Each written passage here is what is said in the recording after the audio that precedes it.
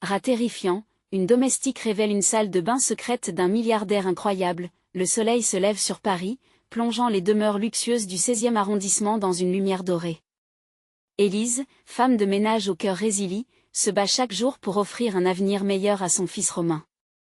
La douceur du matin contraste avec le poids des inégalités qui l'entourent.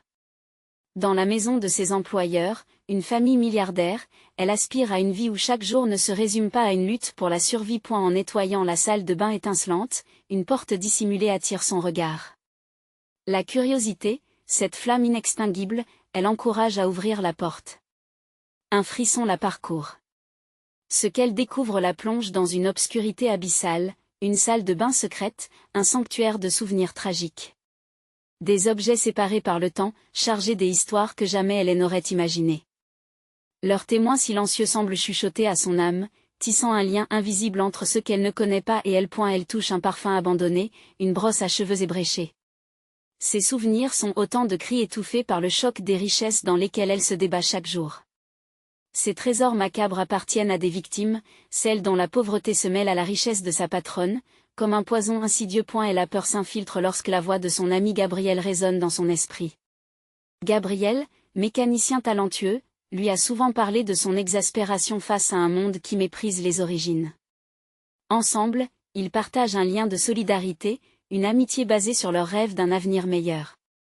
La frustration de Gabriel trouve écho dans la détermination d'Élise.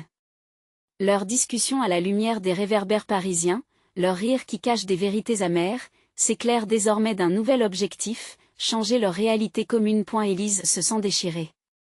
Doit-elle garder secret ce qu'elle a découvert, par crainte de perdre son emploi et de compromettre l'avenir de Romain? Ou doit-elle révéler cette vérité qui pourrait ébranler tout un monde? La tension monte en elle comme une vague, un conflit intérieur brutal. Alors qu'elle scrute les visages souriants de ses employeurs, elle ressent l'urgence d'agir. La voix de sa mère, qui lui a appris la dignité à travers les souffrances, résonne dans son esprit. Une obligation de défendre son avenir s'impose, ancrée dans l'amour pour son fils et dans l'épreuve partagée de tant d'autres. Avant de continuer, je dois vous avertir de quelque chose d'important qui se passe. YouTube a fait des changements dans le système et beaucoup de personnes perdent les notifications des chaînes qu'elles suivent. Si vous aimez le contenu, cliquez sur la clochette et marquez toutes les notifications pour ne pas rater les prochaines vidéos. Et si vous pouvez laisser un like, ça m'aide énormément avec la portée. Sérieusement, ça fait la différence. Ah, dites-moi dans les commentaires d'où vous regardez. J'ai toujours la curiosité de savoir qui est de l'autre côté de l'écran. Maintenant continuons, Élise réalise qu'elle ne peut plus vivre dans l'ombre. La découverte de cette salle secrète devient son point de non-retour. Elle se tient devant la porte, prête à confronter ses employeurs, l'angoisse nouant sa gorge. Quelle sera leur réaction? Entre protection du silence ou recherche de justice, son cœur bat avec une intensité irrésistible. La réalité des injustices doit éclater, même si cela coûte cher. Alors qu'elle s'apprête à élever sa voix pour tout se réduire au silence, une question brûlante reste en suspens. Jusqu'où ira-t-elle pour défendre son fils, et sa dignité face à un monde qui les ignore? Élise prend une profonde inspiration. Son regard se pose une dernière fois sur la porte dissimulée avant qu'elle ne fasse demi-tour, un mélange de peur et de détermination en elle. Chaque pas vers la cuisine est un défi. Est-ce que sa voix suffira à briser le silence complice des murs dorés qui l'entourent? La pièce résonne des cris aigus d'un enfant qui joue, un rire innocent qui rappelle à Élise pourquoi elle se bat.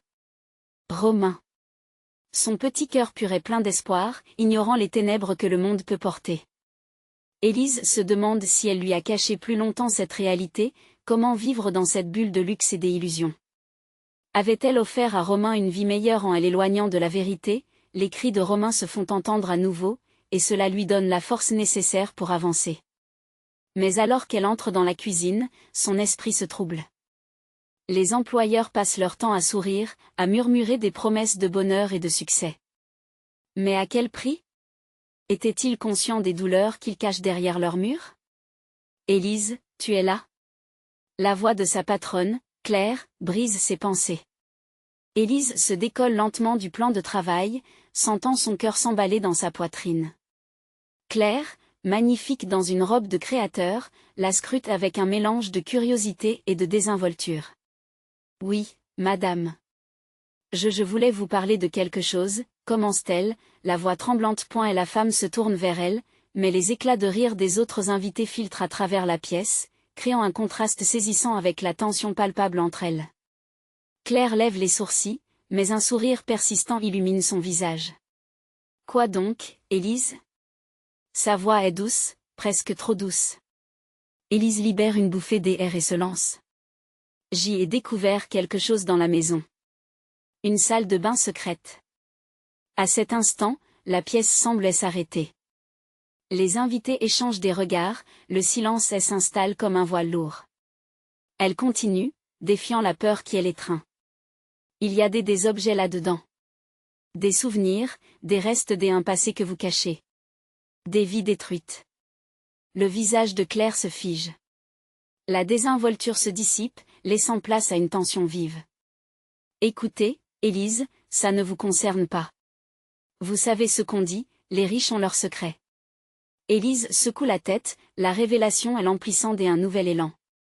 Non, cela nous concerne tous. On ne peut plus ignorer la vérité. Le murmure se propage parmi les invités. Chuchotements et ricanements, des regards indifférents, des autres remplis de défis. Élise se sent de plus en plus exposée, mais quelque chose en elle refuse de reculer. Soudain, une voix dans la foule s'élève, celle de Gabriel. Il est là, à l'arrière de la pièce, avec des camarades de travail, observant la scène avec une intensité qui semble l'amplifier. Elle a raison. On ne peut plus fermer les yeux. Le cœur d'Élise bondit de gratitude et d'inquiétude. Les murmures s'intensifient et les visages se tournent maintenant vers elle. Une étincelle de rébellion gronde au milieu du luxe. Vous n'êtes pas seul. Nous sommes tous dans le même navire, continue Gabriel. Son regard brille d'une détermination à peine contenue. Élise affronte Claire, et une nouvelle peur l'envahit, le danger de tout perdre. Mais en même temps, il y a cette lueur d'espoir qui illumine son cœur. Les voix des opprimés, unies dans une quête de vérité. Alors qu'elle se tient là, perdue entre la peur et la solidarité, une question s'impose, pourront-ils vraiment affronter les puissants? Et si ce chemin pavé de désespoir les mène vers une lumière, comme une promesse d'un avenir meilleur?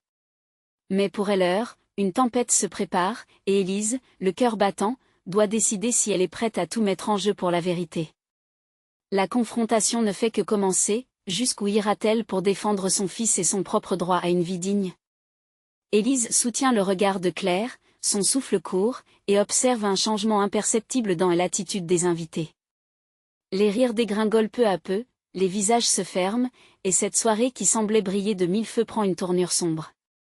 Elle peut voir les doutes passer sur le visage des autres serviteurs, des ombres de complicité s'effilochant.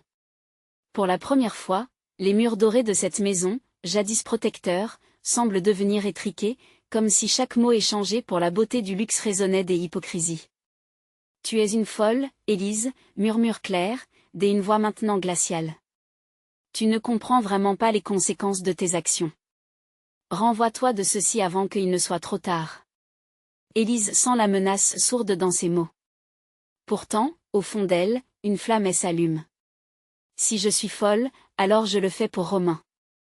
Pour tous les enfants qui vivent cachés derrière des façades comme celle-ci. Je refuse de faire silence. Dans un coin de la pièce, Gabriel ne quitte pas des yeux Élise, son soutien palpable, un écho des encouragements. Il fait un pas en avant, joignant sa voix à celle d'Élise. Si nous restons silencieux, nous trahissons nos valeurs. Il est temps de dévoiler la vérité. L'angoisse et l'excitation se mêlent dans l'air, un souffle de révolte majestueusement contagieux. Les murmures se font plus pressants, certains sont d'accord avec eux, d'autres plutôt inquiets. La dichotomie s'est installée, ceux qui veulent défendre les secrets et ceux qui aspirent à la transparence. Élise se sent comme un catalyseur, mais la peur de perdre tout ce qu'elle a construit, l'éloignant de son fils, lui serre la gorge. Peut-elle, dans sa quête de vérité, violences invisibles de cet univers, sacrifier ses propres rêves et ce qu'il lui reste de sécurité? La tension monte encore, plus forte, comme un orage qui menace d'éclater. Un murmure se répand. Que risque-t-on vraiment à parler? Demande une autre employée, une lueur d'espoir dans ses yeux. C'est dangereux, mais ce qui est encore plus dangereux, c'est de rester silencieux, répond Gabriel, son regard intensément fixé sur Élise. Des réflexions s'élèvent alors, des voix presque timides, utilisées pour drainer la puissance des mots. Pourquoi devrions-nous être complices? Ajoute une autre, visiblement touchée. Une vague de solidarité semblait s'installer dans l'air, et Élise, de son côté, sent son cœur battre à tout rompre. Mais Claire est impatiente, sa voix est s'élevant plus haut que jamais maintenant. D'accord, mais sachez-le, vous jouez avec le feu. La vérité peut être plus destructrice que vous ne l'imaginez. Élise, face à cette menace, se redresse. Chaque mot qu'elle prononce devient une arme. La vérité est peut-être destructrice, mais le mensonge est paralysant. Avez-vous assez de courage pour lui faire face? La pièce est désormais chargée d'électricité, les événements prenant une tournure inédite. Les regards se croisent, des visages sont illuminés de reconnaissance, un sentiment partagé que quelque chose doit changer. Élise se rend compte qu'elle n'est pas seule dans cette bataille, les gens sont prêts à se relever, à briser les chaînes, ensemble point et la tempête s'apaise lentement mais sûrement, et à cet instant, Élise sait que la vague s'est formée. Les révélations des hier se heurtent aux décisions des aujourd'hui. Ce soir, l'illusion se fissure, exposant des réalités sombres que la plupart préfèrent cacher. Quelles conséquences suivront ces choix audacieux?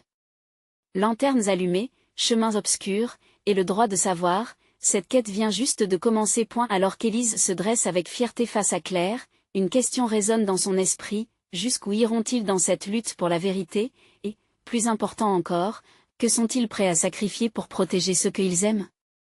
Élise sent son cœur s'emballer alors que le silence de la pièce pèse lourdement sur ses épaules. Les visages autour d'elle sont un mélange d'hésitation et de détermination, tous suspendus à ces mots, comme si elle était devenue le porte-parole d'une indignation collective. Elle n'est plus simplement une domestique dans cette maison opulente, elle est un symbole de résistance contre l'inéluctable et la tension palpable est à son comble, mais une peur sourde persiste en elle, comme un écho insistant. Elle saisit l'occasion de prendre la parole avant que Claire ne reprenne le contrôle. Nous ne devons pas laisser la peur nous paralyser. S'écrie-t-elle, sa voix résonnant dans la salle.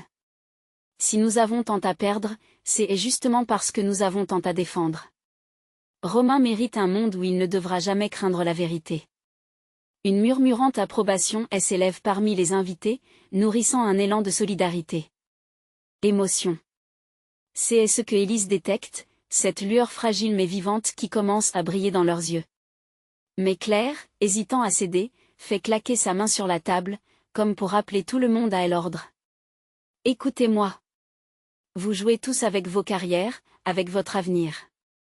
Qu'en sera-t-il de vos enfants si ces secrets deviennent publics? Une des jeunes servantes, l'air serein et résolu, lève une main tremblante. Nous devons choisir notre chemin, Claire. Si le prix de notre silence est la souffrance des autres, alors je préfère affronter ses conséquences. Je suis prête à tout. Les mots sont puissants, teintés d'un espoir contagieux qui commence à raviver des flammes individuelles dans chaque cœur. Élise voit cela, elle sent que chaque voix apportée à la discussion fait naître des liens vibrants entre les serviteurs, un sentiment d'appartenance, d'unité. Le groupe est manipulé par l'ambivalence de l'angoisse, mais aussi par la force d'un désir commun de changer leur réalité. Elle plonge dans la profondeur de leur regard, leur offrant ce qu'elle distingue dans cette lutte, la possibilité d'un nouveau départ, une chance de renverser la table de la soumission. Nous avons tous des choix à faire, continue Élise. Si nous ne nous levons pas, nous resterons immobiles, et avec nous, toutes nos douleurs.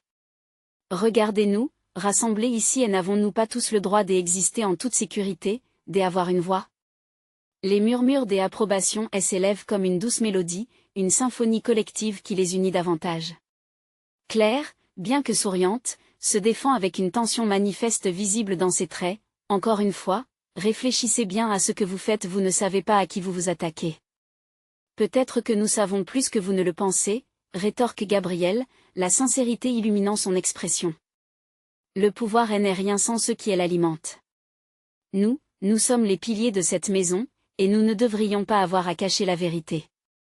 La pièce grondait maintenant de voix et de sentiments, une sorte d'énergie tumultueuse que même le crépuscule extérieur ne pourrait étouffer. Élise réalise qu'une ligne est tracée. Il n'y a pas de retour en arrière.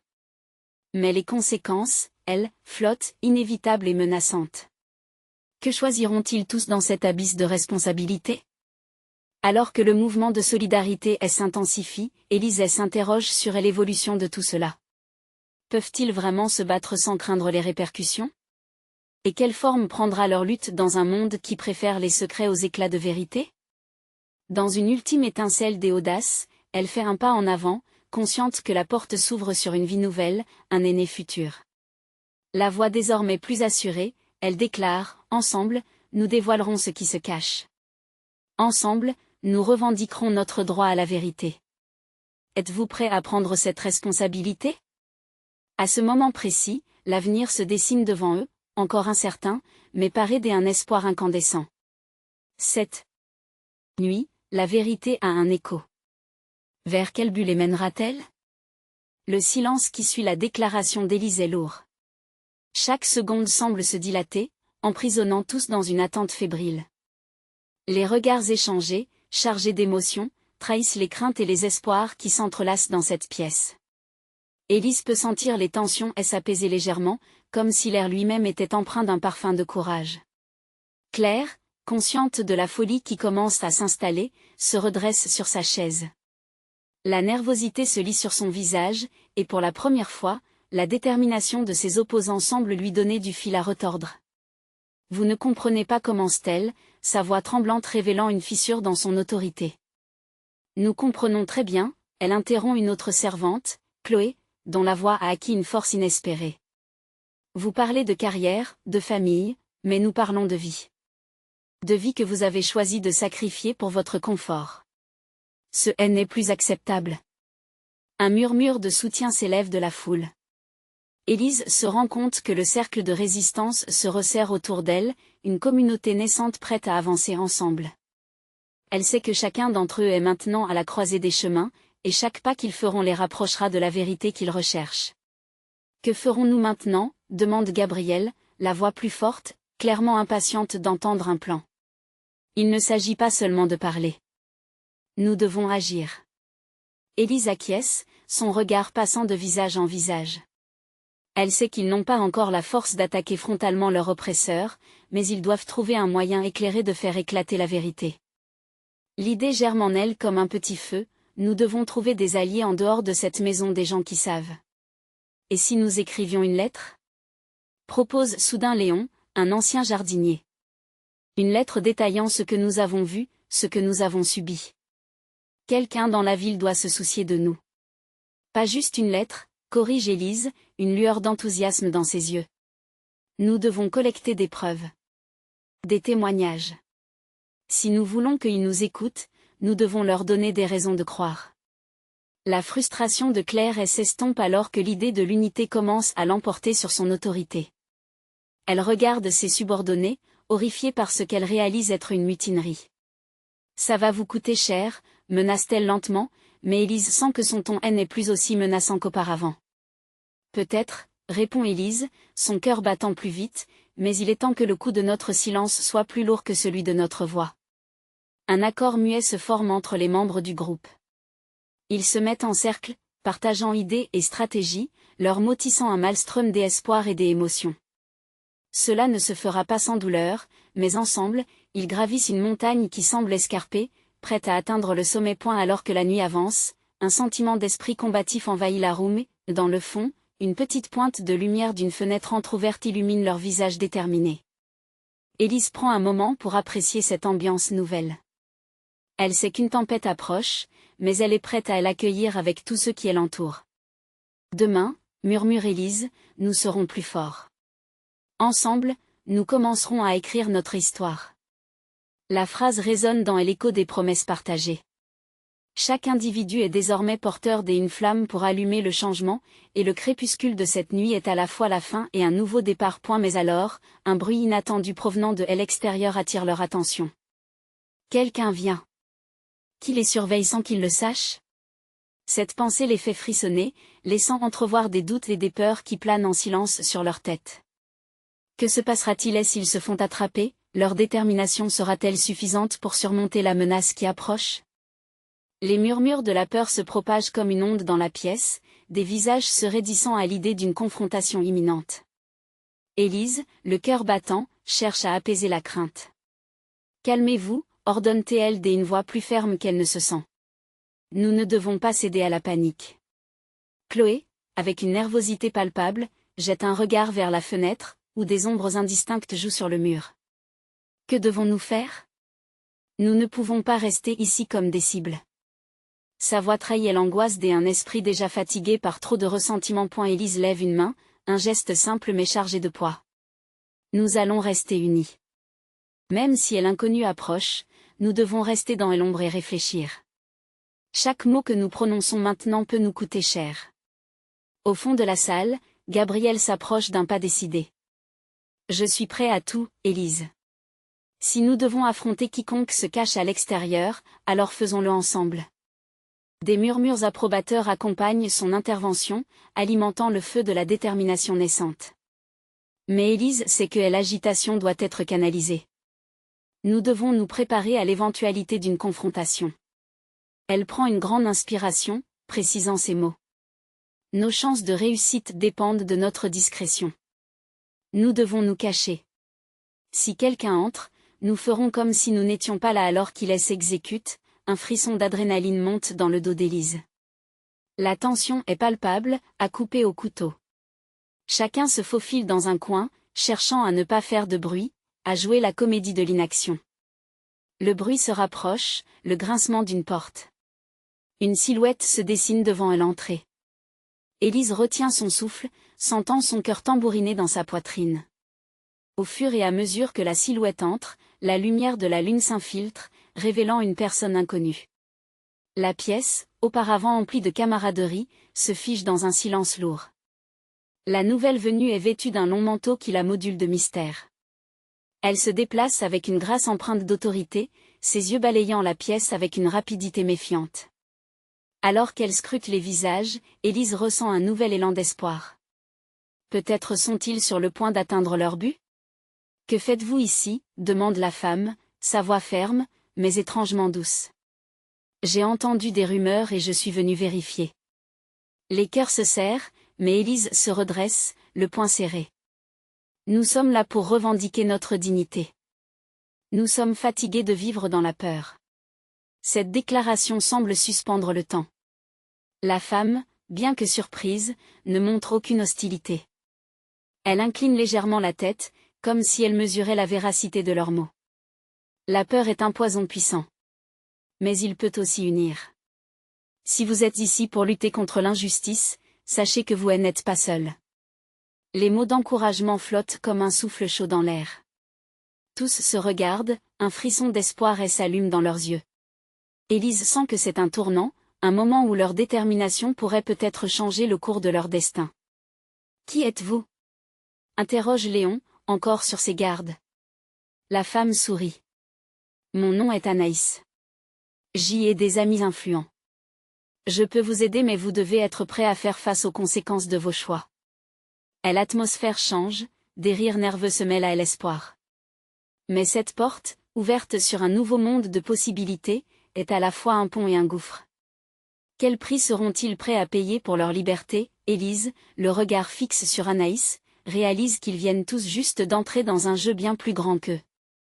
Nous sommes prêts, affirme-t-elle, et son cœur étreint un mélange d'appréhension et de passion. Mais alors, un bruit de pas résonne à l'extérieur, plus proche que jamais. L'adrénaline monte à nouveau. Qui d'autre s'approche? Une nouvelle menace pourrait-elle compromettre leur chemin vers la liberté? Leurs résolutions tiendront-elles face à cette incertitude grandissante? Élise ferme les yeux un instant, essayant de calmer le tumulte dans son esprit. Le son de pas se rapproche, des bruits sourds qui résonnent l'un après l'autre, comme un écho menaçant. Anaïs, toujours imperturbable, jette un regard avisé vers la porte. Elle reste silencieuse, mais ses yeux expriment une compréhension profonde de la situation. Restez cachés, murmure-t-elle avec une assurance inébranlable. Tous se glissent à nouveau dans l'ombre, tandis qu'Élise préfère garder les yeux fixés sur l'entrée, sa respiration devenant à la fois lente et précautionneuse. La porte s'ouvre finalement, grincement aigu. Un homme fait son entrée, silhouette imposante, son visage partiellement caché sous un chapeau noir. Ses yeux sombres parcourent la pièce, et Élise ressent une poussée de peur, comme si le temps s'était figé à cet instant précis. Qui est cet homme? Que veut-il? Je sais que vous êtes là, dit-il d'une voix dure, brisant le silence comme un coup de feu. Vous ne pouvez pas vous cacher de moi. Les membres d'Élise se raidissent, mais elle sent le besoin d'agir, de ne pas céder à la panique qui la déchire. Elle se lève doucement, prête à défendre son groupe, à se battre pour leur liberté. Nous ne nous cacherons pas. Nous sommes ici pour revendiquer nos droits, déclare-t-elle, la voix tremblante mais déterminée. L'homme tourne la tête vers elle, étonné. Revendiquer vos droits? Dans ce monde, la peur est tout ce qui reste aux faibles. Son ton provoquant résonne comme un défi. Élise sent les regards de ses amis l'entourer, peur et solidarité se mêlant dans leurs yeux.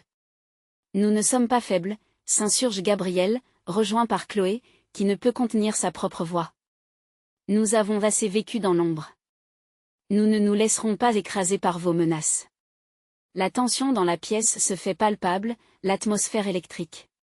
Anaïs adopte une position protectrice, prête à défendre le petit groupe qui lui fait face. Ce que vous ne comprenez pas, c'est que nous sommes plus forts ensemble. La peur peut nous diviser, mais elle nous unite également, dit-elle avec une conviction qui percute l'arrogance de l'intrus. L'homme sourit, mais c'est un sourire amer, teinté de dédain. Vous pensez vraiment que l'unité vous sauvera? Vous êtes naïf. Votre combat est futile. Élise, blessée par ces mots, se redresse encore plus, rassemblant tout son courage. Peut-être. Mais nous sommes prêts à nous battre pour ce qui est juste. Pour chaque voix silencieuse, pour chaque rêve écrasé. Et nous ne sommes pas seuls. Le regard de l'homme s'assombrit alors qu'il réalise qu'il ne fait face pas simplement à une poignée de craintifs, mais à des personnes déterminées à changer les choses. Mais quelle pourrait être sa réaction? Est-il un simple harceleur, ou se cache-t-il derrière un projet plus humble et redoutable? Les minutes semblent s'éterniser, et Élise sent son cœur battre plus fort à mesure que l'affrontement atteint son paroxysme. Soudain, Daniel, qui n'avait rien dit jusqu'alors, murmure, et si la véritable menace ne venait pas de lui, mais de ce qui se trouve à l'extérieur? Son regard s'illumine d'une terreur soudaine. À cet instant, le bruit d'une multitude de voix s'élevait à l'extérieur, un cri collectif qui gèle le sang d'Élise. L'unité se forme en dehors des murs, des cris de colère se mêlant à des applaudissements. Quelque chose de plus grand se préparait au-delà de leur refuge. Ils viennent pour nous, souffla Anaïs, alors que l'angoisse enveloppe le groupe. Quelque chose est sur le point de se produire, et Élise ne peut s'empêcher de se demander si leur moment de vérité approche ou s'ils sont en train de plonger dans une tempête bien plus vaste qu'ils ne l'avaient imaginé. Alors que les voix se rapprochent, le visage d'Anaïs s'illumine d'un brin de détermination. Si nous devons nous battre, faisons-le maintenant. Ensemble. La question demeure toutefois, serons-nous prêts à affronter non seulement un homme, mais aussi une foule qui refuse de se taire? La lutte pour leur liberté débouchera-t-elle sur une victoire ou sur une débâcle douloureuse? Élise n'a jamais senti son cœur battre aussi vite. L'adrénaline pulsait dans ses veines, elle empêchant de réfléchir clairement. Les cris extérieurs se faisaient de plus en plus intenses, vibrant d'une énergie collective qu'elle n'avait jamais expérimentée auparavant. Cela lui donnait à la fois espoir et peur. Que est-ce qui se passe dehors? Chuchota Chloé, en se blottissant contre le mur. Ses yeux brillants trahissaient une anxiété palpable. Élise s'efforça de rester calme, mais l'incertitude lui nouait l'estomac. Je ne sais pas, mais nous ne pouvons pas rester là. Si ces gens sont là pour nous, nous devons nous préparer à ce qui vient. L'homme au chapeau noir, désormais silencieux, les observait, perplexe par la soudaine montée de tension. Il avait l'air plus inquiet qu'il ne l'avait été un instant plus tôt.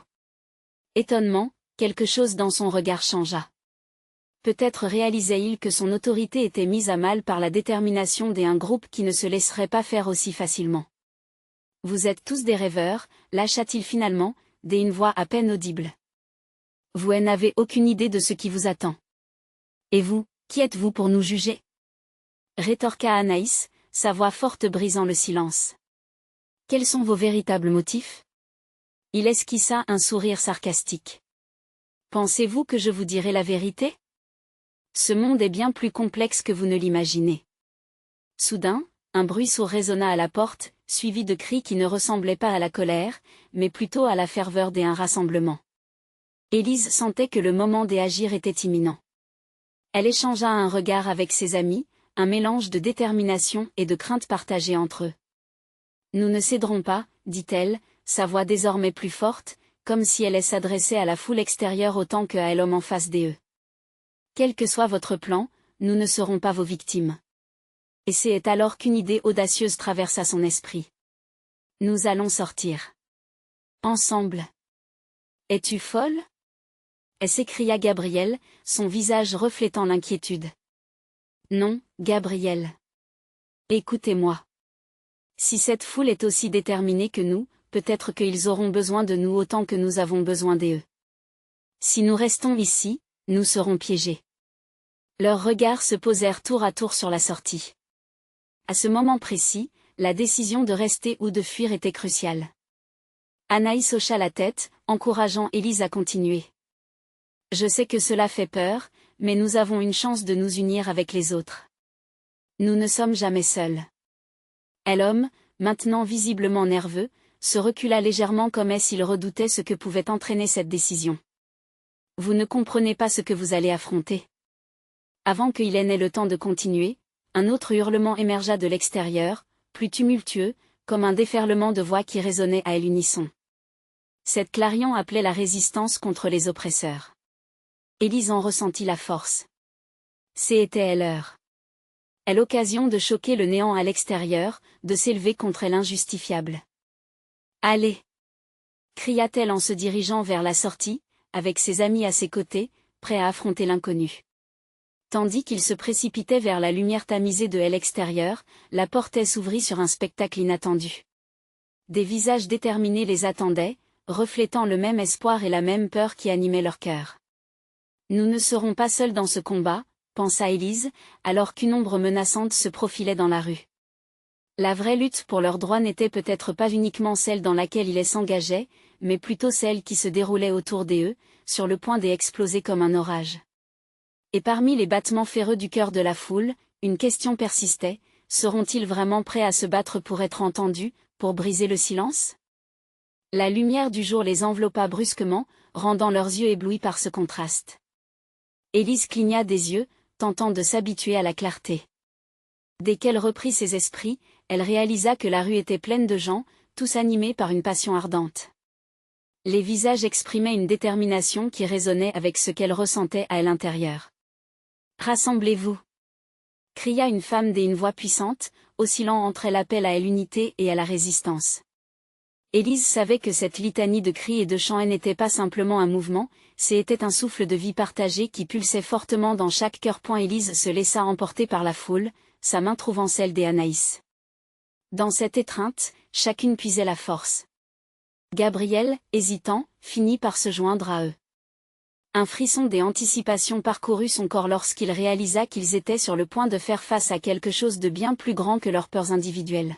« Qu'est-ce que nous devons faire » demanda-t-il, entre deux respirations, comme si son avenir dépendait de leur détermination collective. « Nous devons montrer que nous sommes là pour revendiquer notre place, notre voix. Nous ne pouvons pas laisser cet homme. » Leur esprit se tourna vers l'homme au chapeau noir, maintenant isolé au milieu de la rue, nous ne pouvons pas le laisser nous diviser. Les cris continuaient à résonner, et les drapeaux commençaient à flotter au gré du vent, se balançant comme des espoirs matérialisés. Chaque mouvement de la foule envoyait des vibrations dans l'air. Élise pouvait presque toucher ce sentiment d'espoir, comme une chaleur enveloppante. Soudain, l'homme au chapeau noir se mit à avancer, sa silhouette se découpant dans la lumière. Des murmures parcoururent la foule, une angoisse palpable se répandit comme une traînée de poudre. Élise ressentait la tension, les cœurs battants accélérant le tempo de la résistance. « Écoutez-moi » s'écria l'homme, sa voix rauque suscitant l'attention. « Votre lutte est futile. Vous ne pouvez pas changer l'ordre des choses. » Élise se sentit soudainement débordante d'un courage inexplicable, une lumière brûlante d'insoumission. « Ce n'est pas ce que vous décidez qui compte » cria-t-elle en retour, défiant l'autorité qu'il prétendait posséder. « C'est ce que nous décidons ensemble qui fera la différence. » La foule répondit par un rugissement de soutien, un cri de ralliement qui fit vibrer le sol sous leurs pieds. Écho de force collective, affirmation des identités. Regardez autour de vous. Continua-t-elle, sa voix portant comme un chant. Ce N n'est pas simplement une question de puissance, mais une question de droit. Nous sommes ici, nous sommes vivants et nous demandons à être écoutés. Chaque mot qu'elle prononçait s'enflammait dans le cœur des autres. Élise pouvait presque voir une étincelle s'allumer dans les yeux des gens autour. Chloé, aux côtés d'Anaïs, avait les larmes aux yeux, mais un sourire éclatant illuminait son visage, sa joie rayonnant de manière contagieuse. Le vent changea, apportant avec lui des cris de ralliement, une mélodie d'espoir montant en crescendo.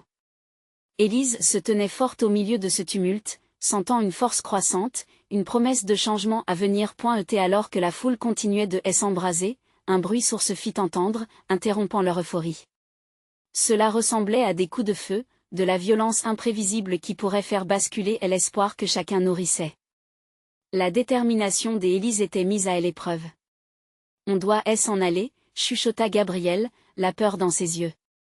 Mais avant qu'elle puisse répondre, un cri aigu retentit, et tout bascula. Une silhouette surgit, émergeant de la foule, comme un spectre, prête à dévoiler des vérités bien plus sombres que quiconque n'aurait pu imaginer. Leur cœur, uni par la défiance, était sur le point d'entamer un voyage où chaque pas pourrait les mener à la libération ou à un affront terrible. Élise voulait croire en un avenir libre, mais la peur de perdre tout ce qu'ils avaient construit pesait lourdement sur son âme. Que allons-nous découvrir aujourd'hui ? S'interrogea-t-elle, alors que les vérités se mettaient en place, prêtes à éclore. Élise sentait son cœur battre à tout rompre alors qu'elle avançait dans la foule. Les cris de joie s'élevaient autour d'elle, mais une tension sourde persistait. La promesse d'un changement imminent était palpable dans l'air, mais elle savait que le chemin serait semé d'embûches. Elle était déterminée, mais une peur viscérale se mêlait à son espoir. Et la silhouette menaçante de l'homme au chapeau noir restait figée devant eux, défiant le collectif avec un sourire moqueur. Élise, fixant son regard déterminé dans celui de l'inconnu, savait que ce n'était pas seulement son avenir qu'elle défendait, mais celui de toutes les voix silencieuses en quête de dignité. « Nous ne vous craignons pas !» s'écria-t-elle haut et fort, sa voix résonnant comme un cri de ralliement. L'envie de se battre, d'imposer une vision d'un monde meilleur, pulsait dans ses veines. La foule, derrière elle, répondait par un rugissement de soutien. Chaque visage illuminé par l'éclat d'un espoir retrouvé, gravitant ensemble vers un même objectif. « Vous pensez pouvoir changer les choses ?» ricana l'homme. « Vous êtes trop faible. »« Faible ?» rétorqua Gabriel, voyant son ami comme le symbole de leur force commune. « C'est plutôt vous qui êtes aveugle, enfermé dans votre crispation à maintenir un système injuste. Nous sommes unis, et notre solidarité est notre puissance. » Le face-à-face fluidifiait, et Élise put voir que la détermination dans les yeux des autres serviteurs brillait comme un phare. Soudain, une femme du groupe s'avança, portant un drapeau qui flottait au vent comme un étendard de guerre. Elle avait traversé des épreuves, comme eux, mais là, en ce moment précis, elle était la représentante d'une lutte commune. « Nous sommes ici pour revendiquer nos droits. » s'écria-t-elle, sa voix forte faisant écho dans l'avenue. Cela déclencha une onde de murmures et de cris parmi les participants. Élise pouvait sentir l'énergie collective qui montait, battant comme un seul cœur. Et l'homme, réalisant qu'il ne pouvait poursuivre la provocation, commença à reculer lentement. « Vous regretterez cela » murmura-t-il avant de disparaître dans la foule de la rue. Cela ne pouvait que semer le doute et la peur, mais Élise savait qu'ils avaient gagné une bataille. « Ce n'est qu'un début » murmura Anaïs à ses côtés, déterminée. Maintenant, nous devons rassembler des preuves, montrer au monde ce qui se passe réellement. Pas seulement ici, mais partout où l'injustice persiste. Élise hocha la tête. Cette journée allait marquer un tournant dans leur lutte pour la vérité. Revenant sur les événements des derniers jours, l'audace qu'elle avait démontrée la remplissait de fierté. Ce combat ne serait pas facile, cela elle le savait, mais ensemble, ils pouvaient réaliser de grandes choses. À mesure que la foule s'éparpillait, des promesses s'échangeaient, des contacts étaient pris, des espoirs se dessinaient. Chacun voulait faire partie de ce mouvement, de cette vague de changement qui se mettait en place. Nous devons préparer une action, une manifestation pour faire connaître nos revendications. Il est temps que le monde entende nos voix, proposa Élise avec fervente conviction. Les murmures d'approbation qui suivirent insufflèrent du courage à chacun d'eux. Alors qu'il convenait d'une prochaine réunion, la promesse d'un avenir meilleur éclairait leur cœur. Élise, en silence, remercia la force qui l'avait poussée à cette révélation. Elle avait franchi la porte du secret, et bien qu'elle n'aperçût pas encore le chemin devant eux, elle savait que chaque pas serait un pas vers la lumière. Le vent frais et le parfum vibrant de la ville de Paris touchèrent son visage. Ce soir, tout pourrait paraître incertain, mais un sentiment de camaraderie plus fort qu'une simple alliance se transmettait entre eux. Ils avaient vécu dans l'ombre, mais maintenant la lumière de la vérité illuminait leur existence. Ensemble, nous allons nous battre pour un avenir que nos enfants méritent, proclama Élise d'une voix ferme, levant les bras pour attirer l'attention du groupe. Un avenir qui ne sera jamais plus terni par le silence. Dans la nuit parisienne, des cris de promesses, de défis et de solidarité s'unirent pour créer une mélodie de révolte, résonnant jusqu'au plafond doré d'un monde qui les avait longtemps ignorés. Élise savait maintenant que la bataille était loin d'être finie, mais elle avait trouvé sa voie. Ensemble, ils s'uniraient pour la justice, la dignité et la liberté. Elle n'attendait plus. Vous devez vous abonner maintenant pour rester à jour sur les prochaines histoires extraordinaires. Votre soutien compte vraiment, alors laissez un like pour alimenter l'algorithme et permettre à notre communauté de grandir. Dites-nous en commentaire comment vous avez ressenti cette conclusion et partagez cette vidéo avec au moins 5 amis qui ont besoin de voir cette transformation. C'est maintenant ou jamais. Soyez avec nous dans cette lutte pour la vérité.